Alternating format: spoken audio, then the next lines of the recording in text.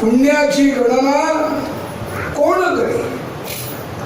नुसतं पांडुरंगाचं नाव घेतलं तर त्याचं पुण्य, त्याची गणती, त्याचं कॅल्क्युलेशन करता येणार नाही.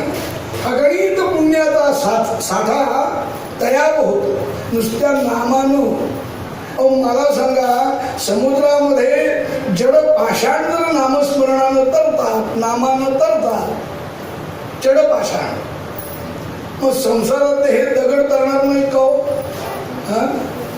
पाण्यामध्ये ते दगड जर तरतात, मग संसारात हे दगड तरणार नाहीत का? पण आपण असं कधी नामच घेत नाही, आपण फक्त चिंता करत राहतो. चिंतेमध्ये वेळ गेल्यानंतर चिंतन करायला वेळ कुठे मिळणार आहे मला?